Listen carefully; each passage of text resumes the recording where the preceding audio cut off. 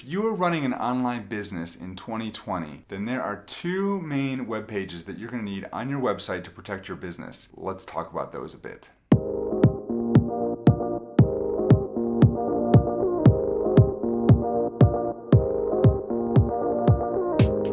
Hi, my name is Jim Hart. I'm the founding attorney here at Hawthorn Law, where we help online entrepreneurs and small businesses to get their legal house in order so they can focus on what they do best, and that is building something that truly matters in the world. Today, I want to talk to you about the two main contracts that you need for your website if you're just getting started with an online business, or even if you've been around for a while and you've decided that now's a good time to check out the legal aspects of your business, which is something that you definitely need to pay attention to. But before we get into that, I just want to take a minute and ask you to subscribe, click the bell thingy if you'd like to get notified when we post new videos, and don't forget to like this video and comment below if you got questions. If you are starting an online business, this is not the Wild West. This is not what business was like online 20 years ago. There's actually rules and regulations and FTCs and different things that have popped up that regulate how people can do business online, and it is vitally important to protect yourself that you have two main web pages on your website. And in fact, if you're running any type of paid ads or things of that sort to Facebook or Google or whatever,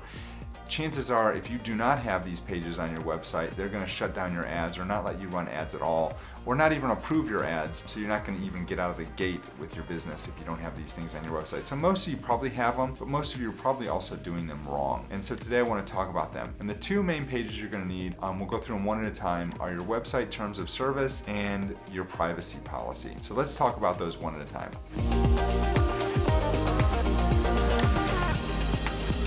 First, let's talk about the website terms of service. This is a contract between you, your business, and anyone who is looking at your website on your business. Now, you've probably seen these. You've probably gone to different websites where they have updated terms of service at the top that tell you they've updated their terms of service to comply with certain federal laws that have come out recently. There's been a lot of discussion online on the YouTube.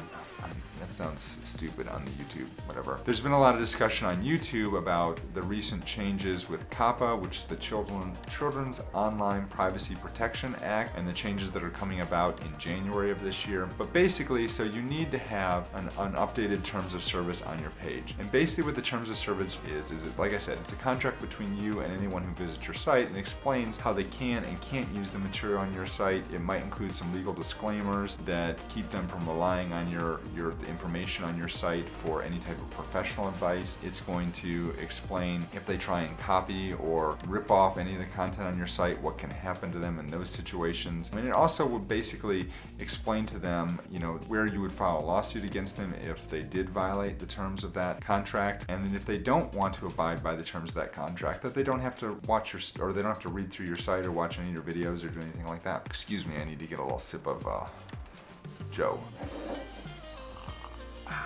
Still getting down with something here. I'm getting better though. So that's the website terms of service. That's a very important page to have on your website to protect you from any type of legal liability that might arise from somebody using the information and material on your website. It's basically going to protect you. More than it's something that you would enforce, it's going to be something that's going to protect you if somebody tries to inappropriately use any of the content on your website and then somehow says that you're liable for whatever it is they did. That's the crux of what you're looking at there.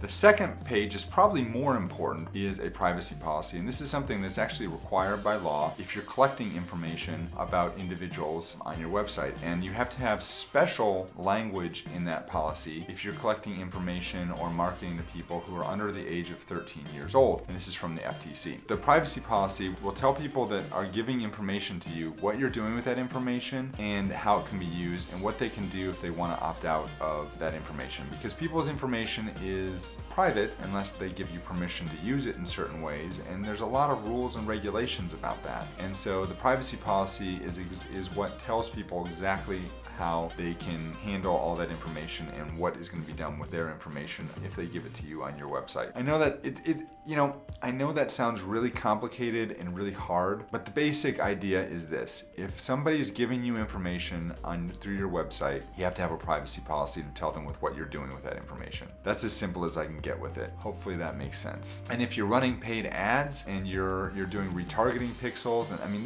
this is not just somebody giving you a name and an email address. This could also be people who are coming to your website and you're pixeling them, if that makes sense. So if you're running Facebook ads, retargeting ads, all those type of things, you need to make sure you have a privacy policy that explains to people that you might be putting a cookie on their computer to retarget them. And I think, I'm not sure the exact technological, how this works technologically speaking. What I know is that if I want to run a Facebook ad, then I might put a couple lines of code that Facebook gives me onto my website, and then somehow that website tracks the people that have come to my website and then knows when they go to Facebook that I don't know how that works. I am not a tech geek like that. I have no idea how that works. I just know that that's what happens. And so that's why if you go to Amazon and you're looking at, some sort of camera setup that you want to buy for your YouTube channel, and then you go to Facebook and all of a sudden you start seeing ads for the same camera, that's what's going on there, which is why Amazon would have a privacy policy that explains how they're using all your information. And that's how that happens. And that's the legalities behind why that happens. And that's something that is very important if you are running an online business that you have and you must have on your website to stay legal and legit. Cool? All right. So hopefully that's helpful to you. Make sure you like, give a thumbs up, subscribe, all the things to this video, would appreciate it. And here is another video that talks about some of the legal things that you need to know with regards to your online business. Have a great day, folks.